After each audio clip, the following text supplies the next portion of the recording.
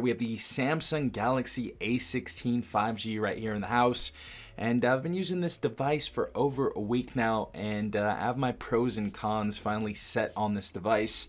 So in this video, I'm going to tell you all of the things I like about this device and all of the things that I don't like about this device. But I'd have to say the first pro is the high quality display on this, especially for that price tag. We're getting a Super AMOLED display right here. It's going to be a 90 hertz refresh rate, and this is actually a little bit bigger than last year's Galaxy A15. That was 6.5 inches, and this is 6.7 inches for the display size. So very, very nice big display right here. Beautiful colors on this display for the price tag. Great saturation, great contrast, and of course that punchiness that you can only see on Samsung when it comes to these budget devices. So my first pro is big, beautiful display on this. My second pro is going to be that we actually have micro SD card support on this device. I believe up to a terabyte. This is something that we don't see anymore on phones, especially like flagship and mid-range devices, more expensive devices.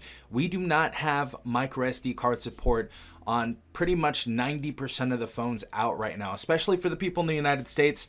Ever since they banned a bunch of companies like Huawei, ZTE, we do not see any micro SD card support on those higher end devices. So it's really nice to see that in 2024, we can still expand our memory via micro SD card on the Galaxy A16 5G. Now we do have 128 gigabytes of internal storage out of the gate, which is honestly pretty decent, but it's even better that we can store videos and photos and certain files like that on a separate micro SD card. So huge pro for this device. Now our third pro is going to be the software support on this device. Obviously we have Android 14.0 on this device, and we actually have a UI 6.1 for Samsung on this device as well. So we have some decent software in here, some pretty current software. I know Android 15 released, but this device is going to have 6 years of operating system updates, which is beautiful to see. Not that a lot of people are going to hold on to this phone for a whole 6 years, but it's really nice to see that we have those secured updates on this device. I don't know how well it's going to be running for the next few years since this processor isn't the most powerful, but it's really nice to see that we have that support there nonetheless. Our next pro is going to be that we have a very strong battery on this device. I would say you can get about 10 to 12 hours of battery life on this phone, and for a lot of flagship devices, I cannot say the same. So it's great that we have a decent battery life on this device, especially for 200 bucks. Great to see it. Love the battery life. For most people, if you guys are moderate to light users, you should be able to get a couple days out of this without even needing to charge it. And the great thing about this device, which we'll talk about in a second, is you can get a lot of power very quickly. And that brings us into our next pro. We actually have a 25 watt charging rate on this device, so you can get about 60% battery life on this from zero in about 30 minutes. So very awesome to see that on here. Even devices that are 3 times the price, like the Galaxy S24 FE, that has 25 watt charging. So great to see that on a $200 phone.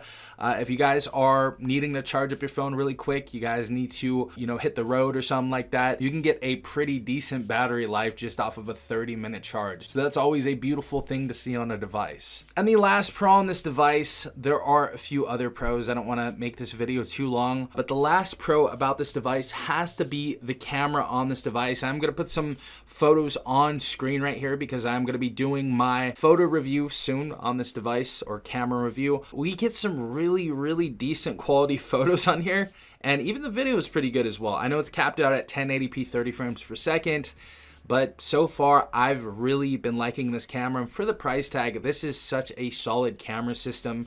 I feel like the majority of people out there would have a very decent time with this, and it's not really going to pose a ton of issues unless you're trying to take photos in like pitch black darkness or something like that. So this device obviously isn't going to perform the greatest in those type of environments, but the camera that we have on here is pretty decent for the price tag. I definitely don't feel like this is a subpar camera just because of this price tag, man. So far, great camera on this device for the price tag. So those are all of the pros on the Galaxy A16 5G that I wanted to go ahead and show you guys. We do have a couple of cons. However, it is really hard to bring up the cons on a device since this device is such an affordable handset. So First one's going to be, of course, the biggest one. Everybody's been talking about it.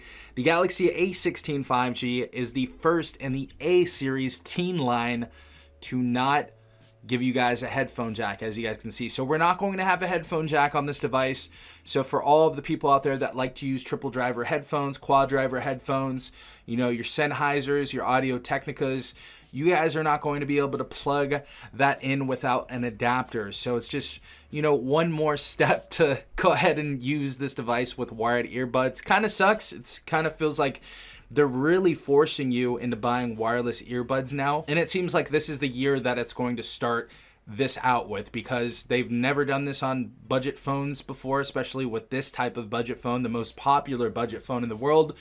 So kind of sad to see that go in the graveyard.